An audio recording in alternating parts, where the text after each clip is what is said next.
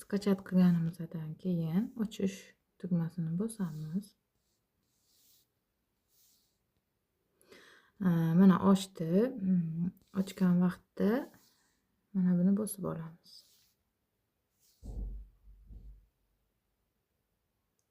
Menda sirazi ochib ketdi, lekin ko'pchilikda Gmail so'raydi. Menda negadir Gmail so'ramadi.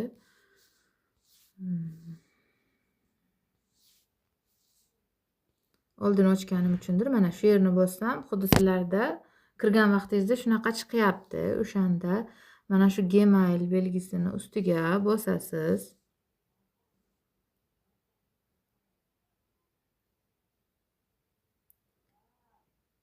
Bu yerda so'raydi, sen qaysi emailingdan foydalanmoqchisan. Ya'ni bitta emailingizni tanlab olishingiz kerak. O'zi bitta bo'lishi ham mumkin sizda, ko'p bo'lishi ham mumkin.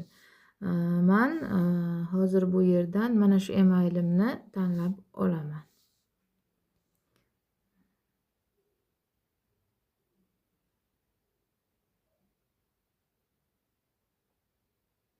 Mana bo'ldi, tamom. Emailingiz tayyor. Email bilan kirdingiz, bemalol siz yozishingiz, foydalanishingiz mumkin. U email kirgizmasangiz shunaqa chiqarib turaveradi.